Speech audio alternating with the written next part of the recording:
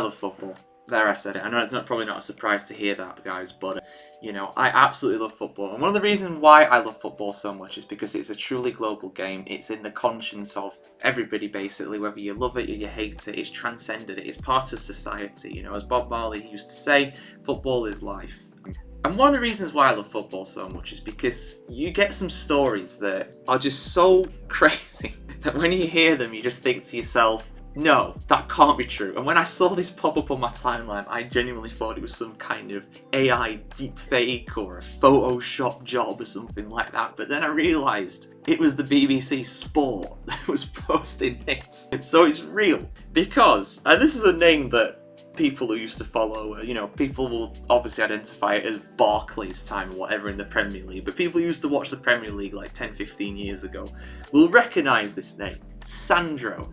Sandro, yes, the Brazilian midfielder Sandro. He's been in the news. Someone who I thought correctly had retired from football. He's back. And he is signed for Harborough Town. And you might be thinking, who? Not only to Sandro, but also to Harborough Town. Harborough Town, for you guys who are not the uninitiated here, they've actually been in the news. They actually featured in my FA Cup review because they've made it through to the second round. They are in, I believe, the 7th tier of English football. So the top 4 tiers of England are professional. They are the EFL. The National League, the 5th tier, is almost entirely professional. But then you go down to the 6th tier, it's mostly semi-professional. 7th tier, I think it's all semi-professional footballers. And Sandro, the former Brazilian international, this guy has 17 caps for Brazil. The same Brazil that Neymar, Pele, Ronaldo, Ronaldinho, I can't even say with a straight face, man. It's just one of them stories that you just think, how has this happened? I mean, good for him. Good for him. He's obviously not doing it for the money. He doesn't need the money. He's doing it for the love of the game. He's doing it for the love of the football, you know. It's, you know, so I applaud him for that. But yeah, he's signed with Harborough Town. It's just an incredible story, really. He's actually not played football in quite some time. I mean, I've seen conflicting reports about this. According to Wikipedia, his most recent club was with B-Sad. Yes, B-Sad. That's their name in the Portuguese second division. He was playing with them as recently as 2022, and he retired from football after that. I don't know, maybe he just got too sad with the game, I have no idea. But, you know, his career just kind of fell off after he left Spurs relatively. He stuck around in England for a while with QPR and West Brom, then he went out to Turkey, to Antalyaspor, Genoa in Italy, Udinese in Italy, he went back to that Brazilian team, yeah.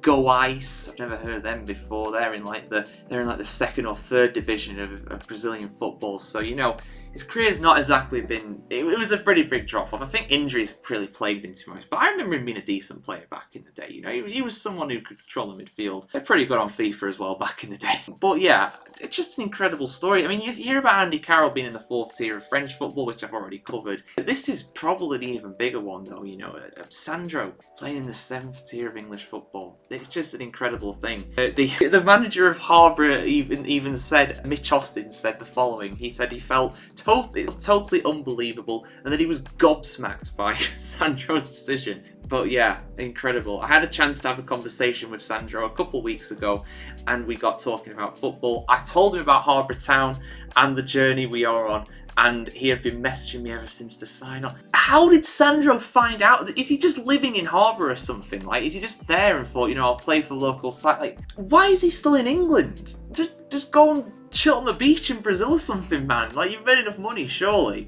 Surely you'd want to do that. I don't know. I have no idea. I don't know what's going through his head with this one, but there's so many questions. Like, it's fair enough, you're somehow talking to him, but how do you end up talking to him in the first place? How does a manager of a 7th tier English side get into the DMs of a former Brazilian international footballer? Like, how? It's just fantastic. I love everything about this. And the thing is as well, we're probably going to see him on the TV cameras soon, because I mentioned that Harborough Town won in the first round of the FA Cup. They're through to the second round as a result, and they're playing away against Reading. They're one of the lowest sides in the competition that are left at Harborough, and they play against Reading away, so I'll be shocked if that's not on telly. So Sandro on the big screen in 4K on the BBC, I think. Most likely the BBC anyway. Maybe ITV. Depends who gets it. If it's on BBC, it's in 4K. If it's on ITV, maybe not. Depends on your streaming services, of course. And other broadcasters are available. They're not for this game. But yeah, unbelievable stuff. Just one of them stories. It's like the meme, isn't it? It's like, you know, a horse that gets stuck in between those posts on a gate. I'll try and find the image and put it on screen for you guys. But it's like that, where it's like, how did this get here? How did Sandro end up in a 7th Division English side? And imagine if they get through. It's very unlikely, but imagine if they get through, and in the next round after that they get Spurs or QPR or West Brom, you know, which could happen. Very unlikely, but it could happen. But yeah, just a random ex-Brazilian international playing for a 7th Division English side. You love to see it. That's the beautiful game. But yeah, for more weird and wacky stories from the world of football, do keep it tuned here to thefootballchronicle.com, guys.